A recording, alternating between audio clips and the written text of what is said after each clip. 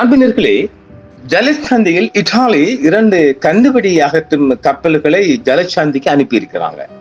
ஆனால் ஈரான் என்ன சொல்லுது?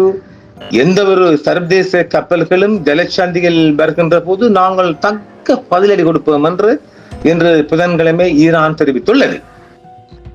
பல ஐரோப்பிய நாடுகள் சம்பந்தப்பட்ட ஒரு சர்வதேச நடவடிக்கையின் ஒரு பகுதியாக இத்தாலி 2 கன்னிப்பிடி அகற்றும் கப்பல்களை ஹார்முஸ் ஜலசந்திக்கு அனுப்பியுள்ளது. பிரிட்டன், பிரான்ஸ், பெல்ஜியம் மற்றும் நெதர்லாந்து ஆகிய நாடுகளையும் உள்ளடக்கிய ஒரு சர்வதேச நடவடிக்கையின் ஒரு பகுதியாக 2 கன்னிப்பிடி அகற்றும் கப்பல்கள் சிசியில் இருந்து புறப்பட்டதாக இத்தாலிய பாதுகாப்பு அமைச்சர் ஹைடோ குரோசெட்டா புதன்கிழமையாகிய இன்று தெரிவித்திருக்கின்றார். ஆனாலும் உத்தியோகபூர்வமாக பிரிட்டன், பிரான்ஸ், பெல்ஜியம் மற்றும் நெதர்லாந்து ஆகிய நாடுகள் இன்னும் எந்தவித கருத்துக்களையும் தெரிவிக்கவில்லை என்பதும் மேலதிக தகவல். பிராந்தியத்தில் ஒரு நீடித்த போர் நிறுத்தம் ஏற்பட்டால் மட்டுமே இந்த 2 கன்னிப்பிடி அகற்றும் கப்பல்களும் அனுப்பப்படும் என்று அமைச்சர் குரோசெட்டா சுட்டிக்காட்டியுள்ளார். இங்குள்ள விஷயம் என்னவென்றால், இந்த 2 கன்னிப்பிடி அகற்றும் கப்பல்களும் பாதுகாப்பு நிபந்தனைகளின் கீழ் மட்டுமே செயல்பட முடியும் என்றும், அதாவது ஒரு போர் நிறுத்தம் ஏற்பட்டால் மட்டுமே அது போதுமானதாக இருக்காது என்று சொல்லப்படுகிறது.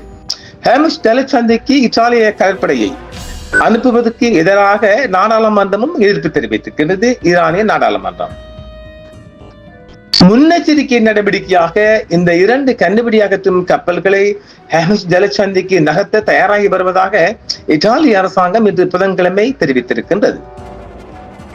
வெளிப்படையாக வழக்கம் போல் அமெரிக்காவிலிருந்து இத்தாலி மீது ஒரு வலுவான சர்வதேச அழுத்தம் உள்ளது. மேலும் இந்த அழுத்தம் இந்த திட்டத்தில் ஈடுபட்டுள்ள மற்ற அனைத்து பகுதிகளுக்கும் பரவியுள்ளது. வாஷிங்டனுக்கு இத்தாலியால் மறுக்கவே முடியாது. மார்சிலியோ சாலிஸ்ட்ரோ, முன்னாள் ஐரோப்பிய ஒன்றிய சர்வதேச பணிக்குழு ஈரானுக்கும் அமெரிக்காவுக்கும் இடையே போரை முடிவுக்கு கொண்டு வருவதற்கான ஒப்பந்தம் எட்டுவதற்கு வெகு தொலைவில் இருப்பதாக தோன்றும் நிலையில், ஜலசந்திக்கு அருகில் 2 இத்தாலிய கன்னிப்பிடி அகற்றும் கப்பல்களை நிலைநிறுத்தும் முடிவு மிகவும் முன்கூட்டியே எடுக்கப்பட்டது என்று வலியுறுத்தி இத்தாலியின் எதிர்க்கட்சிகள் அரசாங்கத்தின் இந்த நடவடிக்கையை கடுமையாக விமர்சித்து வருகின்றன. தற்போது காசா பகுதியை நோக்கி சென்று கொண்டிருக்கும் புதிய ஃப்ரீடம் புளோட்டிலா கூட்டணி உதவி கப்பல் தொடரில் உள்ள ஒரே ஒரு இத்தாலிய எதிர்க்கட்சி நாடாளுமன்ற உறுப்பினர் கூறும்போது, பாரிஸ் வளைகுடாவை நோக்கி நகரும் 2 இத்தாலிய கன்னிப்பிடி அகற்றும் கப்பல்கள் குறித்து அவரிடம் கேட்டுள்ளது. ஹார்முஸ் ஜலசந்தியில் எந்த ஒரு ஐரோப்பிய கடற்படை நிறுத்தத்திற்கும் தீர்க்கமான பதிலடி கொடுக்கப்படும் என ஈரான் எச்சரிக்கை கொடுத்திருக்கின்றது. ஹார்முஸ் ஜலசந்தியில் ஐரோப்பிய நாடுகள் ராணுவ கப்பல்களை நிலைநிறுத்துவதற்கு எதிராக ஈரானிய வெளியுறவு துணை அமைச்சர் எச்சரித்துள்ளார். இத்தாலியர்களின் நலன்களை பாதுகாப்பதோடு எந்த சம்பந்தமும் இல்லாத ஒரு சதி திட்டத்தில் அவர் மேலும் மேலும் ஒரு கூட்டாளியாக மாறி வருகிறார். இது நமது நாட்டில் ஜனநாயகத்தின் நிலையை பற்றி நிறைய சொல்கிறது. மேற்கத்திய மேலாதிக்கம் ஈரான், வெனிசுலா என எல்லா இடங்களிலும் பரவியுள்ளது.